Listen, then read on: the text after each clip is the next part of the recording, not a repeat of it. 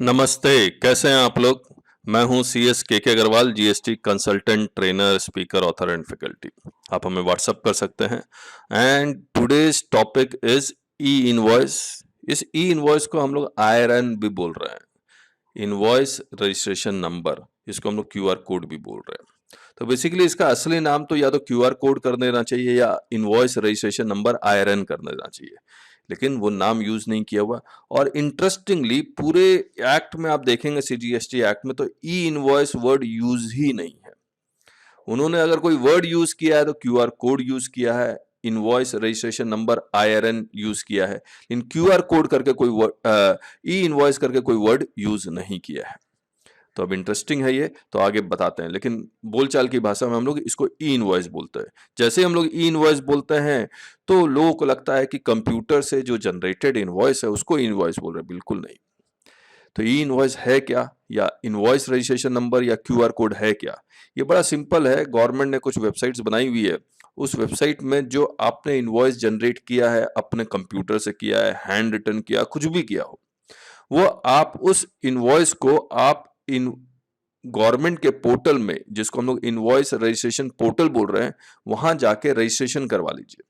जब वो रजिस्ट्रेशन होगा तो एक यूनिक नंबर जनरेट करेगा, जिसको हम लोग कहेंगे IRN, और एक क्यूआर कोड भी जनरेट कर देगा। जब मैं यूनिक नंबर बोलता हूं तो यूनिक नंबर कैसे वो जनरेट करेगा? आपका जीएसटीएन नंबर, आपका इनवॉइस नंबर, आपका इनवॉइस वैल्यू, आपका डेट ऑफ इनवॉइस, इन सारे फील्ड को अगर मैं जोड़ दूं तो एक यूनिक नंबर जनरेट हो जाएगा। उसी नंबर को हम लोग IRN कहते हैं, इनवॉइस रजिस्ट्रेशन नंबर। तो वो यूनिक इनवॉइस होगा। वो नंबर, वो इनवॉइस एक दूसरे से मैच किसी हालत में नहीं करेगा अगर मैं ये इन सब फील्ड को जोड़ देता हूं। अब ये पोर्टल कौन सा है? तो एक पोर्टल जो है ये e-invoice1.gst.gov.in है। तो इनवॉइस डेली बेसिस पे करोड़ों करोड़ों इनवॉइस जनरेट होते हैं। तो यहां पर अभी उन्होंने एक ही पोर्टल शुरू किया है, 1, इसके बाद 2, 3, 4, ऐसे करके 10 पोर्टल शुरू हो जाएंगे। ये इनवॉइस का पोर्टल है, यहीं पर रजिस्ट्रेशन होगा। इसके बारे में मैं बाद में बताऊंगा। अब नेक्स्ट आते हैं। अगर आप एलिजिबल हैं इनवॉइस जनरेशन के लिए, ई इनवॉइस आपको जनरेशन करना कंपलसरी है, तो कैसे होगा? तो उसका 3 मेथड है। हाउ टू जनरेट आईआरएन और QR code from the invoice registration portal. 3 method है। एक तो है डायरेक्ट, आपका जो ईआरपी के सिस्टम है उसको डायरेक्ट ई इनवॉइस के पोर्टल से जोड़ दिया जाएगा एपीआई के थ्रू, और उससे हो जाएगा। दूसरा है थ्रू जीएसपी, जीएसटी सुविधा प्रोवाइडर के थ्रू। ये पहले आपके पोर्टल से, आपके अकाउंटिंग सॉफ्टवेयर से अपने पोर्टल में लेके आएंगे, फिर अपने पोर्टल से वो ई इनवॉइस के पोर्टल में लेके जाएंगे। और दूसरा है फ्री, जो गवर्नमेंट ने एक्सेल टूल दिया है। इस एक्सेल टूल में आप इनवॉइस का पूरा डिटेल अपलोड कर दीजिए और वो जेएसओन फाइल जनरेट करेगा। वो जेएसओन फाइल इस पोर्टल में अपलोड कर दीजिए। जब वो अपलोड होगा तो वो आयरन जनरेट कर लेगा, फिर उसको डाउनलोड कर लीजिए, हो गया। और उसी एक्सेल टूल से आप प्रिंट भी ले सकते हैं। तो ये 3 मेथड है, एक फ्री है, एक ये अमाउंट है, दूसरा ये। तो जो भी आपको सही लगे वो कर सकते हैं। और हमने डिस्क्रिप्शन में, मैंने क्लियर टैक्स का एक डेमो लिया हुआ है, तो डिस्क्रिप्शन में क्लियर टैक्स का जो लिंक भी आपको मिल जाएगा, वहां से भी आप देख सकते हैं। अब ये जब नॉर्मल तरीके से आपका इनवॉइस रजिस्ट्रेशन नंबर जब जनरेट हो जाता है और क्यूआर कोड जनरेट हो जाता है, तो ये क्यूआर कोड और आयरन नंबर जो है ये आपके इनवॉइस में प्रिंट करना। तो एक सैंपल इनवॉइस है और रियल इनवॉइस है बेसिकली ये, जहाँ पर क्यूआर कोड भी प्रिंटेड है और ये बेचने वाले का नाम, खरीदने वाले का नाम, एड्रेस वगैरह, इनवॉइस नंबर, इनवॉइस टाइम, थोड़ा डिटेल है, HSN कोड, ये सब, और पूरा वैल्यू दिया हुआ है इसमें। तो इस तरह से ये आपका इनवॉइस बन के तैयार होगा। अब कहानी ये है कि अगर आप एलिजिबल हैं इनवॉइस के लिए, अगर आप एलिजिबल हैं, अब कहानी ये है कि अगर आपको ई इनवॉइस जनरेट करना है या आईआरएन जनरेट करना है या क्यूआर कोड जनरेट करना है और नहीं करते हैं तो क्या होगा? Now what is the consequences of not generating e invoice या क्यूआर कोड? तो सप्लायर के लिए माना जाएगा, it shall be treated as improper removal of goods and hence penal provisions of section 122 shall follow. It shall be treated as services has been provided without valid invoice and hence penal provisions of section 122 shall follow. और 122 में जो penalty है ₹10,000 और an amount equivalent to the tax evaded whichever is higher.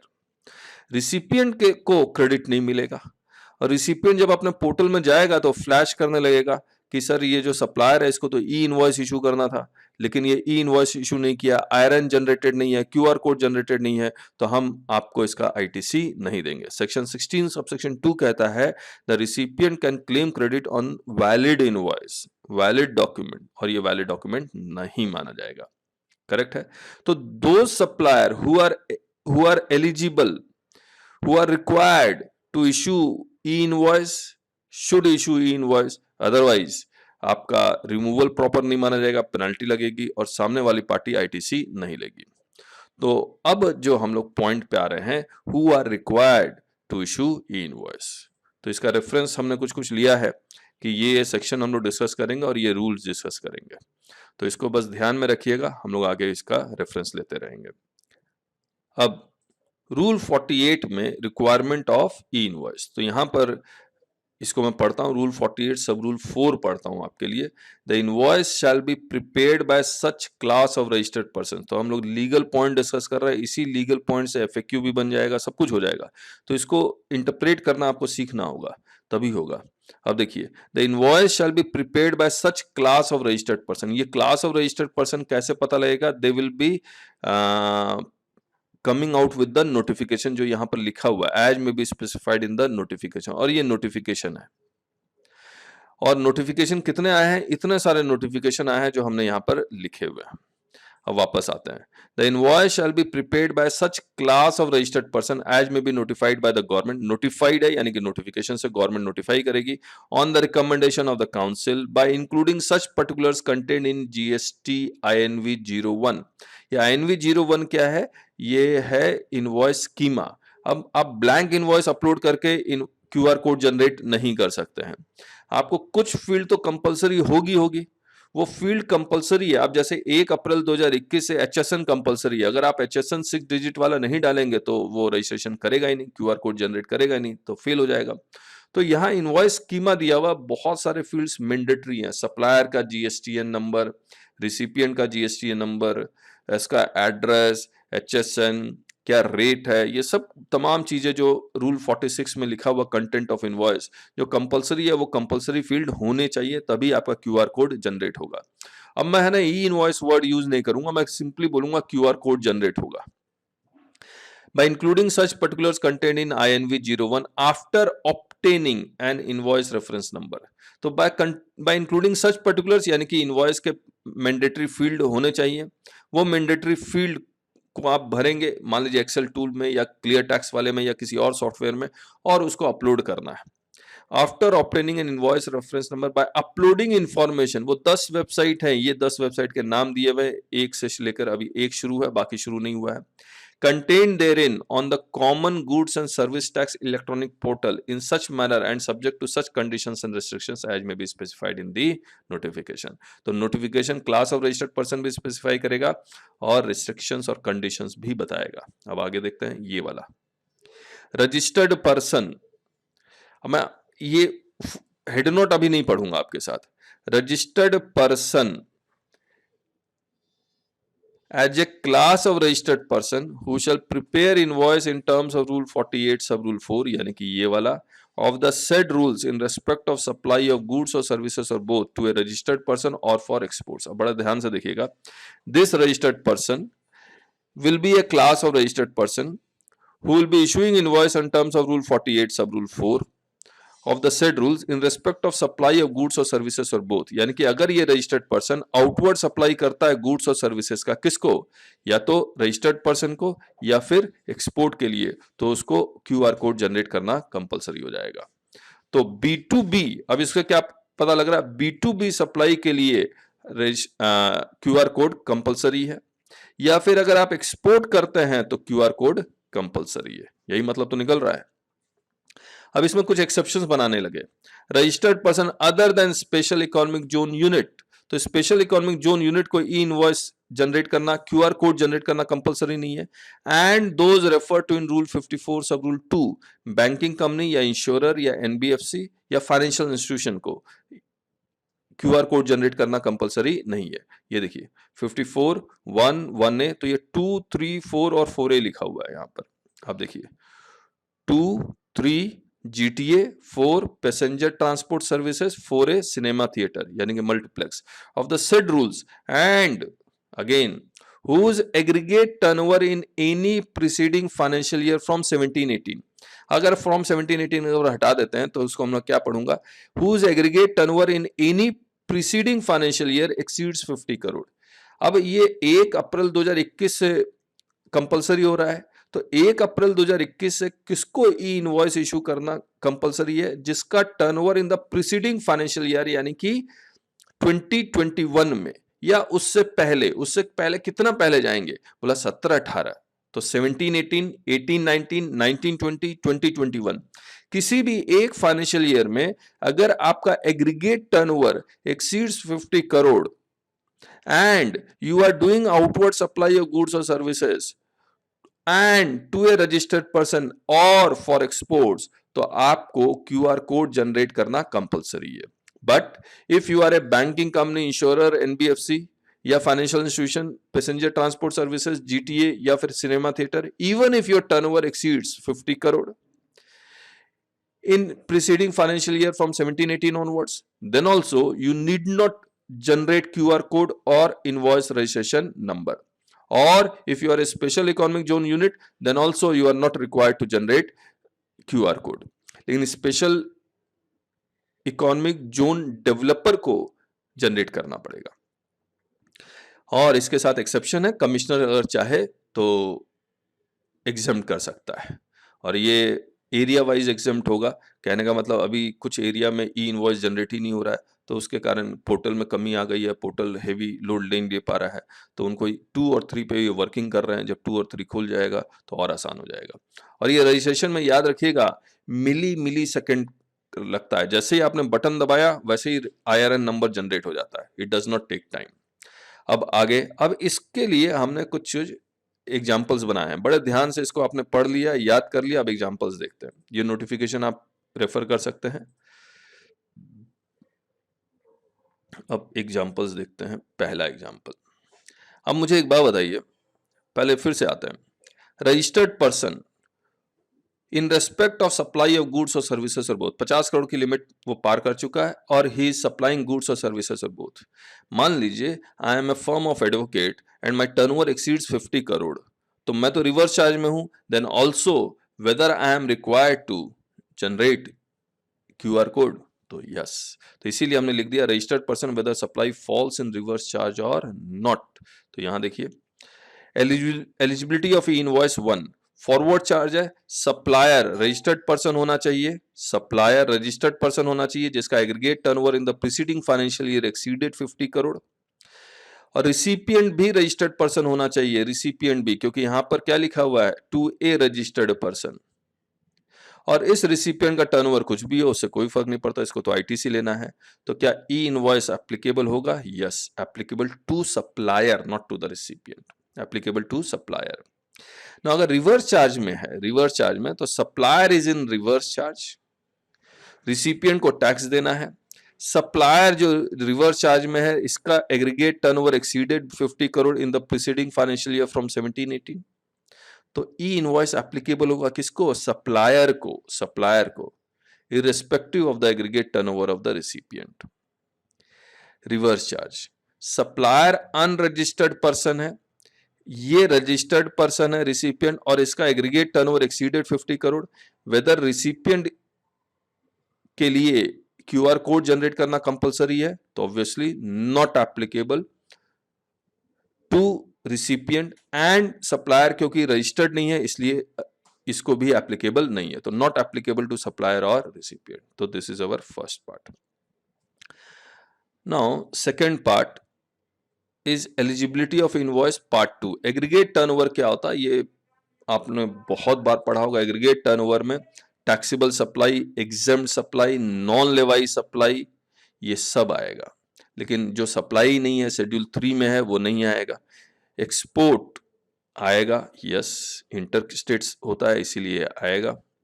Inward supply नहीं आएगा, import नहीं आएगा, tax under GST नहीं आएगा, अदर टैक्सेस आएंगे। तो दिस इज एग्रीगेट टर्नओवर। ये मैं इस पे बहुत ज्यादा टाइम नहीं लगा रहा हूं। अब यहां पर आते हैं वापस, एलिजिबिलिटी ऑफ इनवॉइस पार्ट 3। इसमें क्या होगा कि ये कहता है प्रीसीडिंग फाइनेंशियल ईयर का टर्नओवर देखना है और 17-18 से देखना है, लेकिन 21-22 का नहीं देखना है। 21-22 का मैं यहाँ लिख देता हूँ, 21-22 में एलिजिबिलिटी है या नहीं है वो चेक करना है। तो 21-22 में एलिजिबिलिटी चेक करने के लिए पिछले 4 साल का टर्नओवर आपको देखना है। किसी भी 4 साल में अगर 50 करोड़ से ज्यादा हो जाता है तो आपका ई इनवॉइस एप्लीकेबल हो जाएगा। तो यहाँ पर 80, 100, 60, 10, तो इमीडिएटली प्रीसीडिंग फाइनेंशियल ईयर में तो 50 करोड़ से कम है, लेकिन किसी भी एक फाइनेंशियल ईयर में अगर 50 करोड़ से ज्यादा है तो then e invoice is applicable from 1 April 2021, 1 April 2021। लेकिन अगर किसी भी फाइनेंशियल ईयर में turnover do not exceed 50 crore then e invoice is not applicable from 1 April 2021. But what happens that in the financial year 21-22 itself, your aggregate turnover crosses 50 crore on 1st December 2021. Now the question is whether e-invoice applicable from 1st December 2021. The answer is no, since aggregate turnover is required to be seen in the preceding financial years and not in the current financial years. Not in the current financial year. तो ये हो गया। अब next दिखलाते हैं आपको। अब हमने बहुत सारी चीजें बनाई हैं, वो देख लेते हैं एक बार।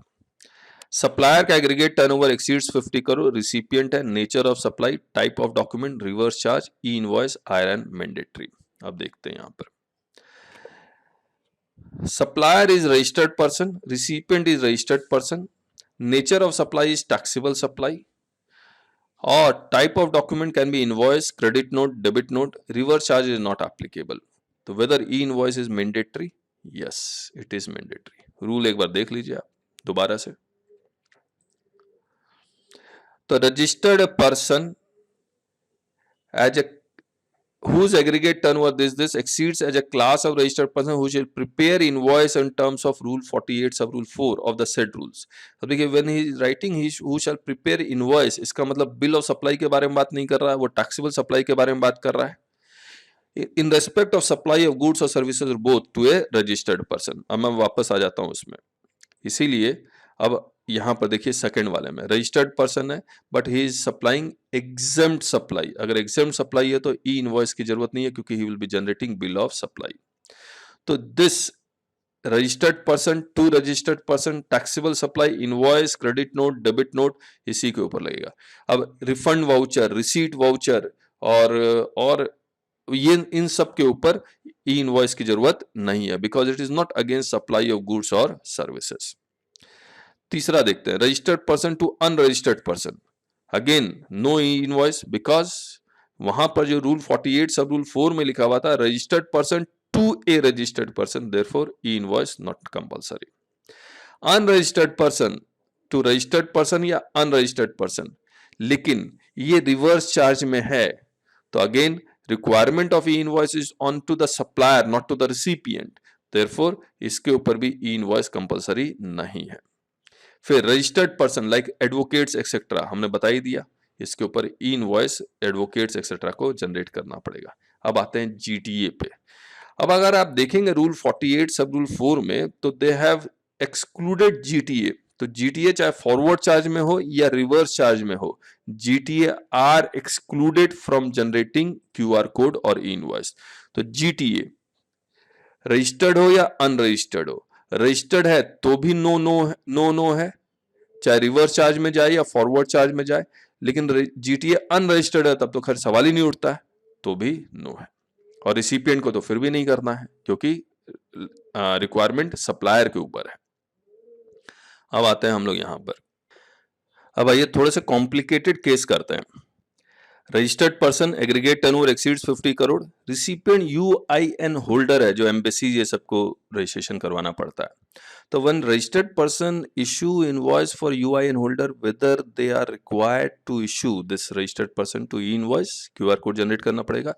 तो अब हमें ये देखना होगा क्योंकि रूल 48 तो ये कहता है, कहां गया रूल 48, एक मिनट, रूल 48 ये कहता है कि registered person to a registered person whether UIN holder, registered person है या नहीं है, वही तो चेक करना है। तो हमने सेक्शन 2 सबसेक्शन 94 निकाला, जहां लिखा registered person means a person who is registered under section 25 but does not include a person having a unique identity number, therefore not required to generate e invoice. इसका मतलब ये हो गया कि अगर मैं सप्लायर हूं, मेरा टर्नओवर एक्सीड्स 50 करोड़ और मैं यूआईएन होल्डर को बेच रहा हूं और रजिस्टर्ड पर्सन को बेच रहा हूं, तो मुझे ये देखना होगा मुझे किसके लिए मुझे इनवॉइस जनरेट करना है, किसके लिए मुझे ई इनवॉइस जनरेट करना है। जैसे ई वे बिल में होता है, तो सारे इनवॉइसेस पे आप ई वे बिल जनरेट नहीं करता है, कुछ इनवॉइसेस में नहीं भी करते हैं बिकॉज एलिजिबल नहीं है, कंपलसरी नहीं है, मैंडेटरी नहीं है। उसी तरह से ई इनवॉइस क्यूआर कोड जनरेट करना हर इनवॉइस पे कंपलसरी नहीं है, बी2बी पे है, बी2सी पे नहीं है, जो हमने यहां पर किया भी आपके साथ, registered person to unregistered person. तो अगर आप 100 इनवॉइस जनरेट करते हैं डेली का, जिसमें से 10 बी2बी है, जिसमें से एक यूआईएन है, तो 9 पे आपको क्यूआर कोड चाहिए। तो ये आपको ख्याल रखना पड़ेगा, ये आपके लिए मेहनत का काम है। अब रजिस्टर्ड पर्सन इन इंडिया है और वो रिसिपिएंट आउटसाइड इंडिया है, आउटसाइड इंडिया वाला रजिस्टर्ड तो नहीं होगा, तो क्या उसको क्यूआर कोड जनरेट करना पड़ेगा? बस बिल्कुल करना पड़ेगा, क्योंकि रूल 48 सब रूल 4 में इन्होंने ऐड कर दिया और फॉर एक्सपोर्ट्स 15 नंबर। कब ऐड किया? 15 नंबर 30 सितंबर 2020 को। तो क्यूआर कोड जनरेट करना पड़ेगा, तो यहां जनरेट हो गया।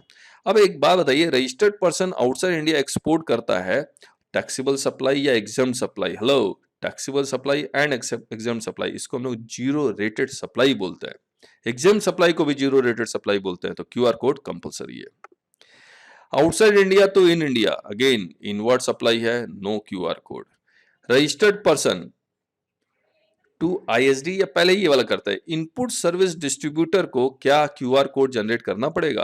बोला इनपुट सर्विस डिस्ट्रीब्यूटर सिर्फ इनपुट टैक्स क्रेडिट को डिस्ट्रीब्यूट करता है, इट डज नॉट, ये कोई सप्लाई नहीं कर रहा है in respect of supply of goods और सर्विसेज और बोथ। इसीलिए इनपुट सर्विस डिस्ट्रीब्यूटर को कोई क्यूआर कोड जनरेट करने की जरूरत नहीं है।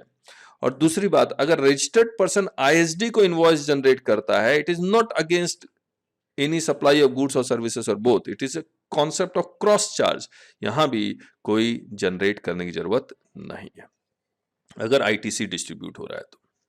अब रजिस्टर्ड पर्सन को दे रहा है, लेकिन ये रजिस्टर्ड पर्सन गवर्नमेंट है, रेलवे, पोस्ट ऑफिस, तो क्या क्यूआर कोड जनरेट होगा? यस। लेकिन गवर्नमेंट अगर रजिस्टर्ड नहीं है, बहुत सारे government department they are registered only for tax deduction at source, तो टीडीएस जो काटते हैं तो they are just a recipient of the goods और services, they are not the supplier. तो इसीलिए जो government department they are registered as a TDS, not necessary for generation of QR code. तो ये हो गया। और कुछ और बताते हैं आपको, यहां देखिए, ये थोड़े से कॉम्प्लिकेटेड है। देखिए, एससीजेड यूनिट, आरपी को, एससीजेड यूनिट को तो रजिस्ट्रेशन करवाना पड़ेगा, तो रजिस्टर्ड करवा लिया, ये आरपी है, टैक्सेबल सप्लाई वगैरह वगैरह। क्या e invoice QR code compulsory? No, क्योंकि specifically they have been excluded, special economic zone has been excluded. अब आगे देखें, कहां गया, ये रहा, RP, free trade zone, free trade warehousing zone, they are treated as SEZ unit only, therefore no requirement. SEZ developer, yes. अब registered person अगर SEZ unit को सप्लाई करे, रजिस्टर्ड पर्सन एससीजेड यूनिट या डेवलपर को supply करे, और ये वाला पहले देखते हैं, आरपी एससीजेड यूनिट डेवलपर या फ्री ट्रेड जोन को सप्लाई करता है, टैक्सेबल सप्लाई है, तो यस, क्योंकि ये आरपी ही है, ये रजिस्टर्ड ही होते हैं। और अगर एग्जाम सप्लाई करे तो नो।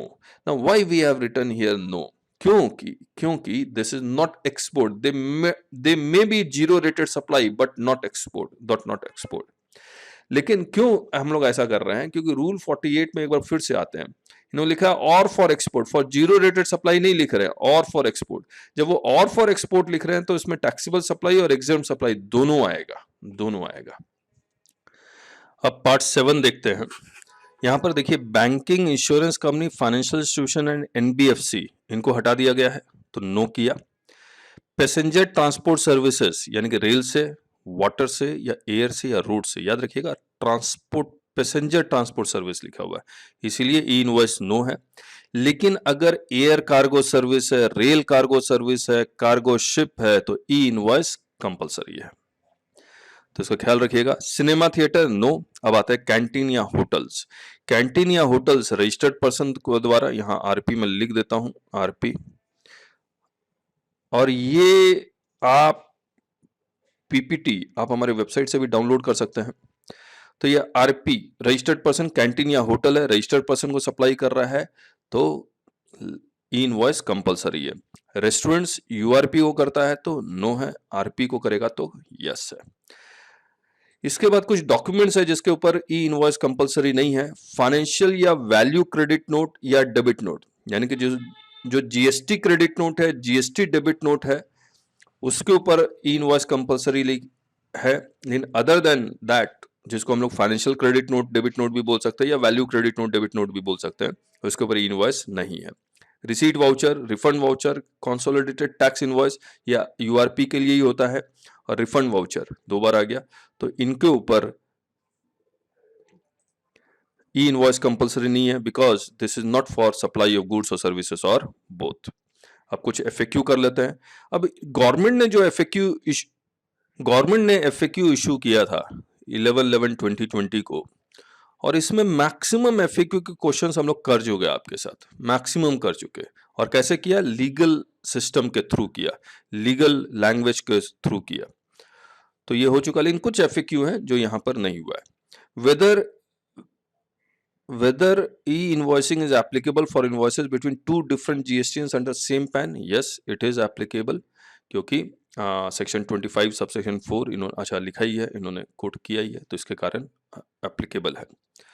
उसके बाद अगर एक SCZ यूनिट है, दूसरा रेगुलर DTA है, और SCZ यूनिट का टर्नओवर मान लीजिए 50 करोड़ से ज्यादा है, DTA यूनिट का मान लीजिए सिर्फ ₹1 टर्नओवर है, क्या DTA यूनिट को ई इनवॉइस कंपलसरी है? ऑब्वियसली इट इज कंपलसरी, क्योंकि अगर आप नॉट कंपलसरी करेंगे तो कोई एक प्रोविजन नॉट एप्लीकेबल हो जाएगा, यानी कंप्लाई नहीं करेंगे, वैसा हो नहीं सकता। तो इंटरप्रिटेशन ऐसा होना चाहिए कि प्रोविजन कंप्लाई हो।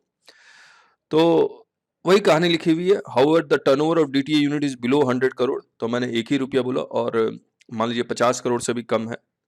In this scenario, as SCZ unit is exempt from e-invoicing, whether e-invoicing will be applicable to DTA unit? Yes, because the aggregate turnover of the legal entity in this case is greater than 500 crore या 100 crore या 50 करोड़। तो पूरा aggregate turnover pan India basis देखते हैं हम लोग। इसके बाद how to know whether a particular supplier is suppose to issue e invoice?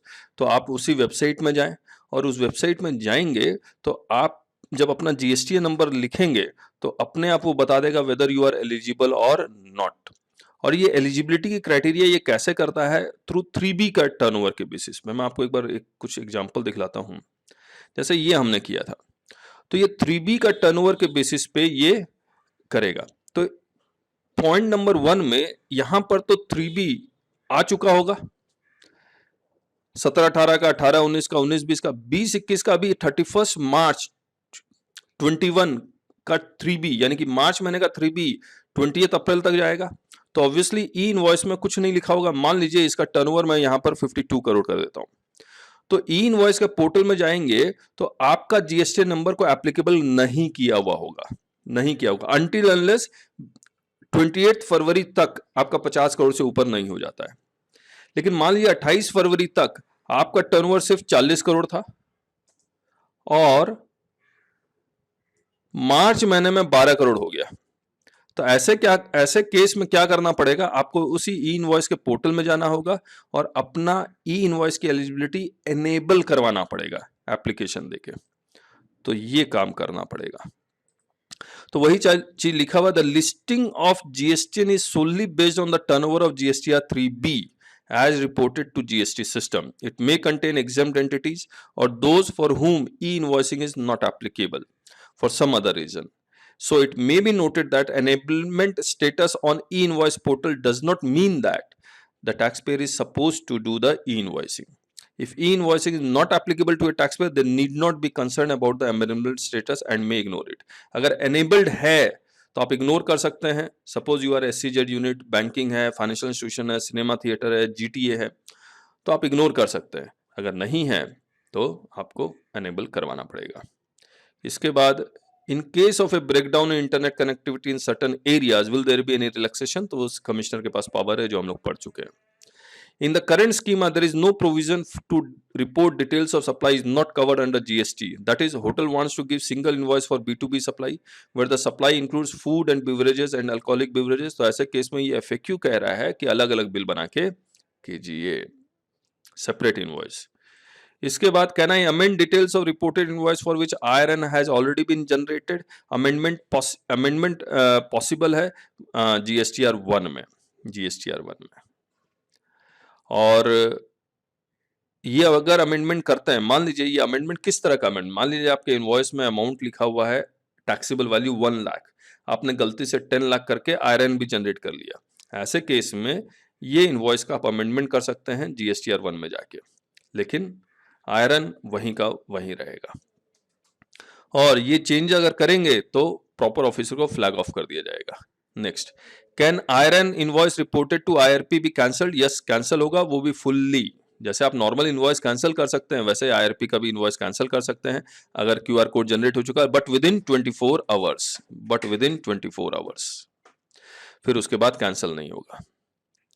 इसके बाद है can I partially cancel? No, partially allowed नहीं है, पूरा कैंसिल करना पड़ेगा। With introduction of e-invoicing, is e-way bill still compulsory? Yes, yes, बाद में शायद खत्म कर दे, लेकिन अभी तो कंपलसरी है। Will the e-way invoice, will e-invoice details be pushed to GST system? Will they populate the return? Yes, e-invoice अगर IRN जनरेट हो गया, QR कोड जनरेट हो गया, तो अपने आप GSTR 1 में भी जाएगा, e-way बिल में भी जाएगा। e-way बिल का पार्ट A क्रिएट हो जाएगा, पार्ट B में आपको ट्रांसपोर्ट का डिटेल भरना पड़ेगा। Whether e way will be auto generated, ये मैं बता ही चुका, पार्ट ए अपने आप, पार्ट बी आपको भरना पड़ेगा। तो इतना ही हमारे तरफ से। मैं हूं अगेन CS KK अग्रवाल, और डिस्क्रिप्शन में आप जरूर से देख लीजिएगा, क्लियर टैक्स का लिखा हुआ है। सो thank you so much for patient hearing. लेकिन ये थोड़ा सा लंबा वीडियो हो गया, लेकिन मुझे उम्मीद है कि आपको समझ में आया होगा। सो thank you so much. Next video में मैं एक्सेल का टूल कैसे यूज करता है मैं वो भी बता दूंगा, और बाकी और कुछ रह गया है तो वो भी बता दूंगा। मैं कोशिश करूंगा लाइव आने की, वहां पर आपके क्वेश्चंस भी देखेंगे। So thank you so much, bye bye. और एक बात और जाने से पहले रिक्वेस्ट ही कर सकता हूं आपसे, हमारा यूट्यूब चैनल को जरूर से सब्सक्राइब कीजिए। ये इस वीडियो को मैक्सिमम जगह आप फॉरवर्ड कीजिए अपने व्हाट्सएप ग्रुप में, ताकि ये मैक्सिमम जगह पहुंचे और आप सही एडवाइस अपने क्लाइंट्स को दे पाएं। Bye bye.